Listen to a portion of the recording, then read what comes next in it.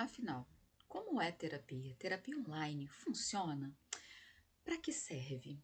Como escolher o meu terapeuta? Bom, vamos lá. A terapia, ela auxilia as pessoas em três situações distintas. Na primeira, como um tratamento em saúde mental para as pessoas que estão passando por um sofrimento, por algum transtorno mental, emocional, comportamental, como depressão, fobias, pânico, ansiedade, bipolaridade, esquizofrenia, disfunções sexuais, burnout, entre muitos outros. Segunda situação, como um aconselhamento profissional para situações de estresse elevado, trauma ou conflito, e ainda para ajudar a melhorar relacionamentos familiares e amorosos. Terceira situação, como orientação profissional nos processos de desenvolvimento pessoal. Aquelas pessoas, sabe, que desejam melhorar, otimizar as habilidades em diversos campos de sua vida, melhorar o autoconhecimento, enfim. A terapia auxilia as pessoas a lidarem com suas dificuldades e dores de forma mais eficiente, pois ajuda a desenvolver ferramentas internas de autorregulação dos pensamentos e das emoções, que melhoram o autoconhecimento, a autoestima, permitindo que a pessoa desfrute de uma vida muito mais plena. Bom, existem muitas abordagens terapêuticas e você sempre verá as psicólogas declarando suas áreas de especialidade conforme a abordagem científica lá que elas escolheram. A psicanálise, o humanismo, o existencialismo, a cognitivo-comportamental, entre outras. Nós, psicólogas, falamos muito sobre isso por nos orgulharmos da nossa área de conhecimento.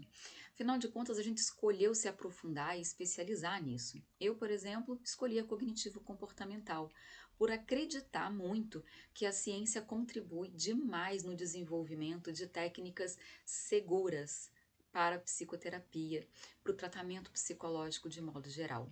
E fico muito orgulhosa em saber que essa modalidade é considerada padrão ouro em saúde mental.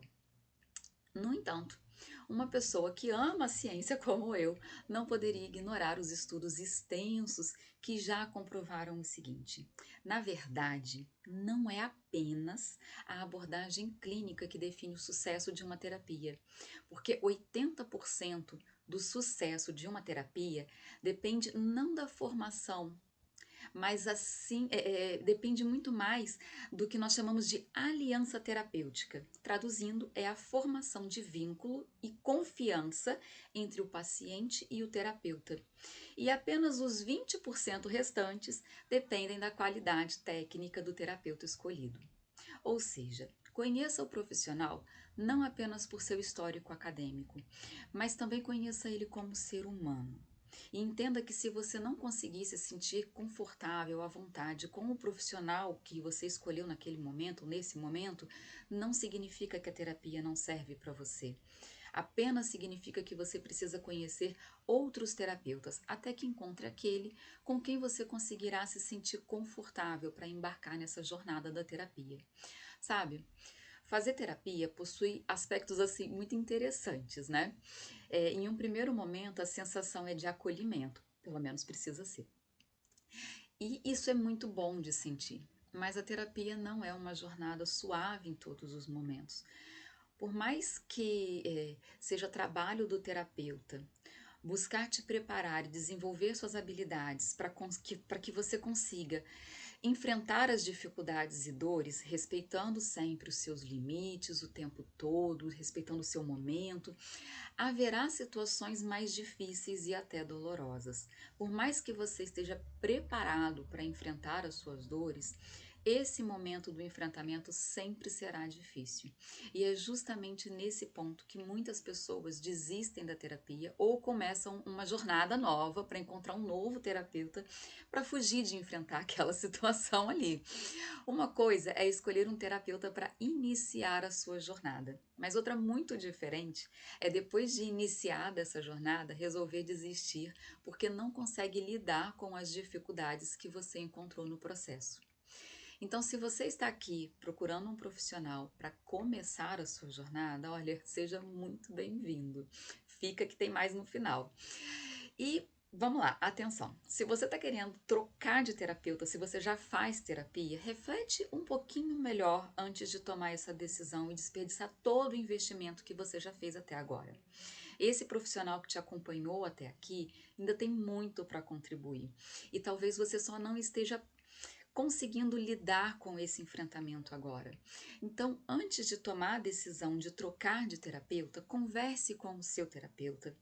Veja se vocês dois estão de acordo que este é o momento de uma mudança ou, de repente, apenas reajustar o tempo da terapia. Bom, e aí agora vamos lá. A modalidade online, ela é eficiente? Vamos lá. Durante mais de 10 anos, eu mantive o meu consultório físico, onde eu realizava principalmente os atendimentos presenciais. Eu não desprezo esse tempo, muito pelo contrário, eu valorizo demais, pois foi onde eu consegui refinar as minhas habilidades como terapeuta. Os atendimentos online, eles vieram justamente de uma necessidade desses mesmos pacientes presenciais num primeiro momento. Eles desejavam manter o acompanhamento durante suas viagens ou após se mudarem de cidade, de país, e com isso surgiu essa necessidade do atendimento online. Depois também vieram outros que tinham dificuldade de se locomover até o consultório, eh, por diversos motivos. Então, quando essa demanda por atendimentos online começaram a crescer muito, eu comecei a estudar melhor o assunto e, pasme, eu fiquei muito surpresa quando eu descobri que o atendimento à distância, o online, ele existia mesmo antes da internet. Antes da internet, as pessoas que viviam nos lugares mais afastados e não tinham acesso às comodidades, né, dos profissionais dos grandes centros, essas pessoas elas faziam terapia por telefone. Sim, eu li diversos estudos e relatórios que contam de programas terapêuticos para pessoas de regiões mais ermas, mais afastadas, que uma vez por semana iam aos centros comunitários regionais e faziam as suas sessões por telefone. Nesses estudos eram verificados os resultados desses programas terapêuticos à distância e a conclusão é a que a eficácia desses programas eram similar aos atendimentos presenciais. Ainda hoje, frequentemente são realizados estudos para acompanhar e verificar a qualidade e a eficácia dos tratamentos online. Tem até formação extra sobre esse assunto, né? E o resultado é sempre o mesmo. A qualidade e a eficácia são similares entre online e presencial. Como terapeuta, por muitos anos eu trabalhei com essas duas modalidades. E na minha prática, eu observei uma distinção muito clara dos dois tipos de atendimento que me fizeram optar por trabalhar hoje apenas com sessões online. A disponibilidade mental, o foco da pessoa, do paciente online, ele acaba sendo superior à dos pacientes presenciais. E isso ocorre por dois motivos. O primeiro é por causa do deslocamento. Nos atendimentos presenciais, você precisa se preparar para sair de onde você está e se locomover até o consultório da psicóloga. Esse traslado ele pode envolver se arrumar, né, que é trocar de roupa, colocar um sapato, tal. E aí você pode ou pegar um ônibus ou dirigir o seu carro, enfrentar o trânsito da cidade, procurar vaga para estacionar, passar por situações inesperadas que podem causar um alto nível de estresse, até mesmo atrasos. Enfrentar condições climáticas do dia, que pode ser um calor extremo, uma chuva fina ou torrencial, diversos problemas e possibilidades. Esse por si eu acho que já é o principal motivo da falta de foco quando os pacientes chegam no consultório. E às vezes chega até assim, esbaforido, sabe? Pede água, quer respirar, quer um tempo. O segundo motivo é a diferença de ambiente, pois por mais que eu tenha feito o possível para proporcionar um consultório acolhedor e confortável, escolhendo cores que propiciassem isso, mobília confortável, decoração sóbria, o consultório do psicólogo não deixa de ser um lugar diferente e novo para o paciente. E todo lugar novo desperta sentimentos diversos. A curiosidade, afinal de contas, você nunca viu e você quer ver tudo ao seu redor, desfocando a atenção do assunto da consulta. Outra questão, a insegurança. Algumas pessoas já vi, né, que pensavam que as paredes podiam ter uma acústica ruim, apesar de ser de alvenaria, e que os assuntos dela poderiam ser escutados na recepção, na sala ao lado. Alguns tinham insegurança de que alguém poderia entrar do nada na sala mesmo com a porta bem trancada. Algumas pessoas sentem incômodo Por mais que eu tenha investido em sofás de qualidade, nem sempre agradava a todo mundo. Às vezes o meu ar-condicionado estava muito frio ou não me esfriava o suficiente para o gosto da pessoa. Às vezes os barulhos da rua, né, afinal de contas era um grande centro, chegavam no consultório. E acreditem, até mesmo sentimento de estranheza. Porque afinal de contas, quando a pessoa se prepara para se abrir e falar sobre coisas íntimas, um ambiente diferente causa exatamente esse sentimento de estranheza, como se não fosse o lugar propício para falar de algo íntimo. E quando temos sorte, essa pessoa se sente confortável na sala. Mas quando é possível, né, a gente trabalhar com o online, a sensação de acolhimento, segurança, conforto, principalmente o foco nos pensamentos e sentimentos é muito maior, porque o foco não está no ambiente, mas em si mesmo, porque o ambiente já é conhecido.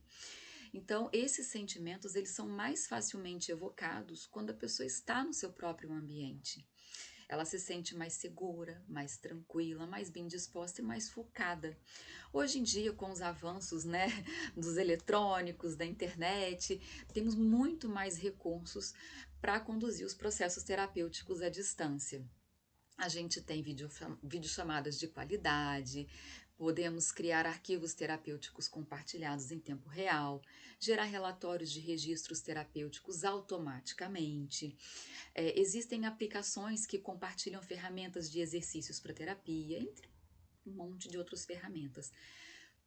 Tudo isso faz com que os atendimentos online apenas ganhem mais espaço, permitindo assim, né, que eu alcance cada vez mais pessoas, inclusive fora do país.